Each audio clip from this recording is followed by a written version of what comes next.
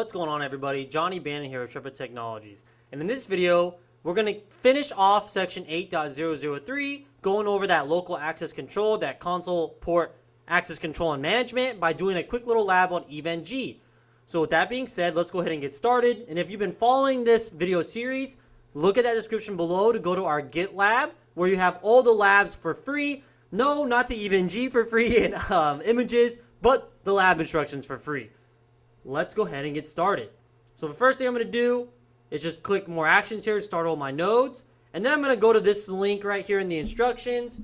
And that's going to be where I actually have the complete lab. So it's going to be HTTPS, Git lab. And then I already have it saved, of course. And this link is in the description below.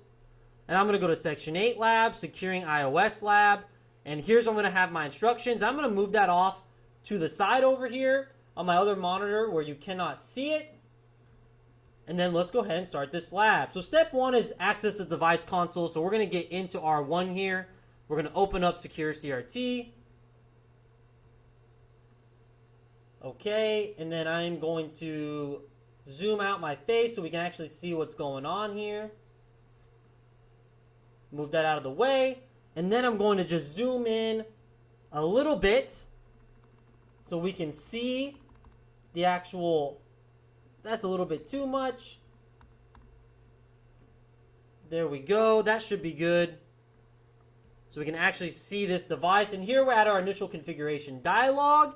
So let's bring this Secure CRT up.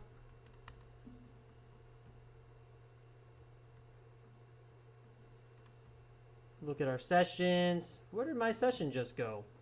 For some reason, my session just disappeared. Give me 1 second while I pause this video. Okay, now we're back in business. So we got our CLI back up here.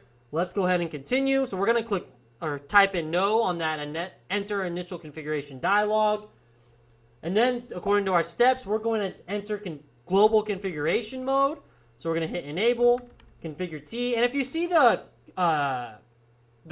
typing lag a little bit, that's because I'm actually on the cloud right now. I'm using GCP to run an EVE-NG VM.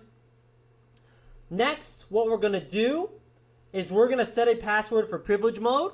So we're going to do that this way first, showing you the plain text way. And then we're going to type in do show run pipe section enable. And you see that in our running config that this is completely plain text. So we have a couple options here. One thing we can do is type in service password encryption, and that'll put it into ciphertext. But let's just show you how easy this is to decrypt. I'm going to copy this. I'm going to open a new tab and type in line 7, Cisco decrypt password 7. You can see I do this a lot. I teach in person too, so this does happen. The students love it, and boom, very easy to decrypt. So what's our other option here? Is we can type in enable secret, and let's try to use the same password, and it's going to tell us no bueno. You already have a password set in the plain text version. So let's just go ahead and get rid of our plain text one, up arrow, and then do enable secret Cisco. And then if we type in again, do show run pipe section enable, there we go. That is in good cipher text. Now if we type in end here, log out, log back in, we're into user exec mode, and then boom, now we have privilege mode access control. We needed to put our password in to get into privilege mode. Next, let's create some local user credentials. The syntax there is username, and then we'll give it a username Cisco. We're going to actually set the privilege level here to 15, which is going to allow us to log directly into privilege mode. Actually, let's do that last. Let's do this first, show you what it looks like. And now that we created the local credentials, we're going to go into our console port, type in login local. We're going to type in N, log out again. And now when we try to log back in, we need those local credentials. And see, it puts us into user mode. So that means we're probably at privilege level 0 or 1 right here. When we type in enable, we put our password again. And now we're at privilege level 15. Now we have full access to our router CLI. So if I come up here, type in do show run pipe section user, type in no right here, copy this, and then right click. Yes, we want to remove that local credentials, redo our local credentials, username Cisco, privilege 15, secret Cisco, and now let's end and log out, log back in, and let's see if we go straight into privilege mode. Yes, we do. So here we can see we went straight into privilege mode. I'm going to show you one other configuration for the console port that we can do. We can also just type in login here. That means we have no authentication. And it says login is disabled until a password is set. So we need to set a password here. And then we can type in login. And now, if we, let's see a do log out. Yeah, no, that ain't going to work. Let's log out. It's just a password here. And then we enable.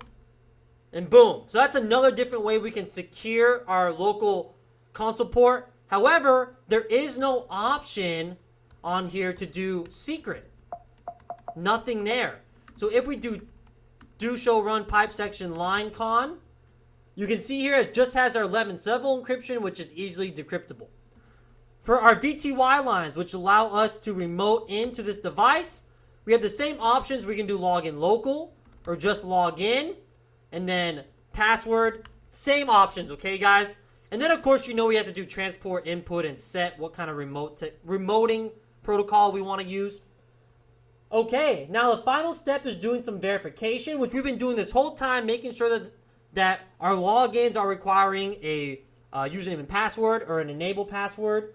Now, let's just verify what users are logged in. This is a cool little command where we can type in do show users all, and we can see that we are logged in on the console port.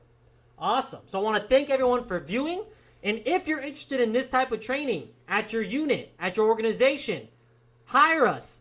We always love to do in-person training. We do in-person training all the time here locally in the Fayetteville, North Carolina area. And we'd love to come out to your units. We're also an Army Ignited vendor. So if you're a soldier watching this and you're active duty, reserve, or National Guard, you get $4,000 for TA and you get $4,000 for CA, which is credentialing assistance, where you can come to our live virtual training, get lifetime access to our learning management system, 1,000+ practice exam software, our iOS app coming out in 2024, and also our labs hosted on EVE-NG on the cloud. All free to you because you used Army Ignited for credentialing assistance. Like and subscribe, and thank you for viewing this video.